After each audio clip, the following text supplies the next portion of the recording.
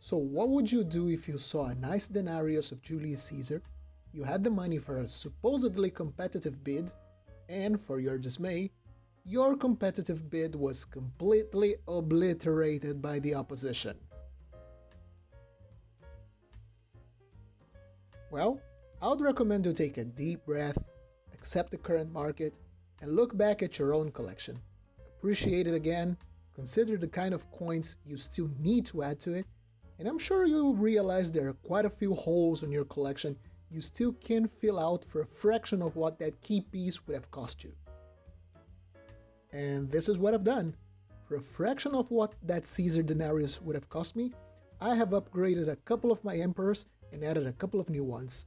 There are certain niches of Roman numismatics where prices are still well within acceptable levels. I actually need to make another video on affordable Roman coins, but for now, let's have a look at some new pieces.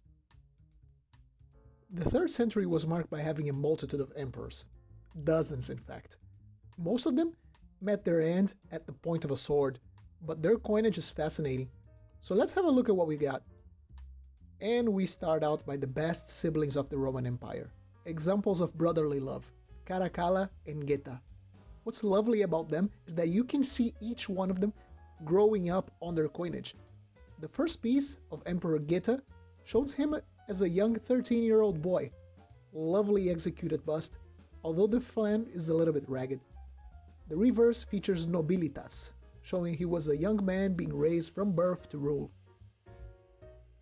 So next we head over to his brother, Emperor Caracalla. This coin was struck on 213 AD, a couple of years after Caracalla made the brother he loved so much disappear. I think he went through a lot of effort to make sure every single one of his depictions, like statues and coins, showed him as this very angry looking fellow, not to be messed with. The reverse, at least, is a bit more benign. We see Serapis, a syncretic deity from Egypt that amalgamated old Egyptian gods and Zeus from the Greek pantheon.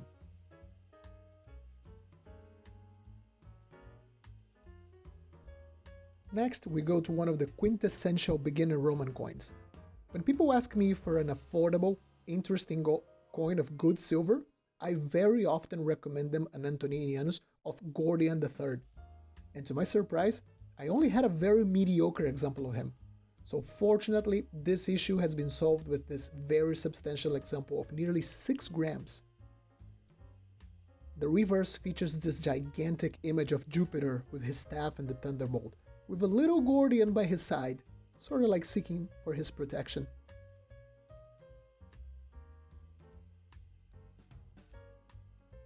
So we then move onwards to the end of the 3rd century. This is Diocletian, for some, a Roman hero that put an end to the crisis of the 3rd century. For some, a horrible villain with his personal persecution of the Christians. This is an Antoninianus right before his monetary reforms. Fantastic toning on the silvering layer, giving the coin this series of colors. It's almost like he can't decide if he wants to be red, yellow, silver, or a mix of them all. The reverse features Felicitas, happiness, reclined on a small column. Bit of a shame for the flank crack, but for the quality of the pieces and the final price, I would say it was well worth it.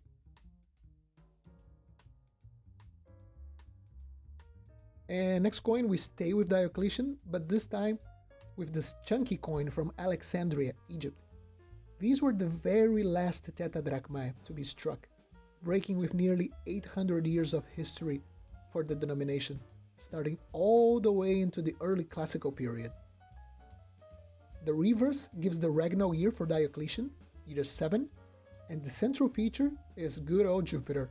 Many coins of Diocletian feature Jupiter as he strongly associated himself with the figure.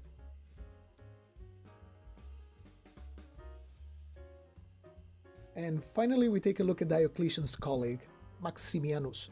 Diocletian abolished all previous coinage standards in 295 AD and instituted what we nowadays call late Roman coinage.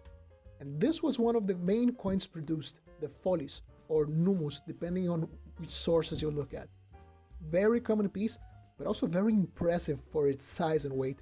This is a very good beginner coin, and was the last emperor of the tetrarchy I needed to complete my tetrarchs. The reverse is of the most common type for the series, the Genio Populi Romani, and we see some very reasonable amount of original silvering left in it.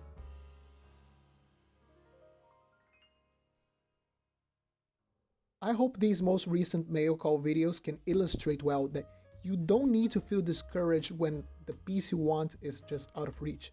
Take your time, if need be, and explore alternatives, as there will definitely be something interesting within your budget out there.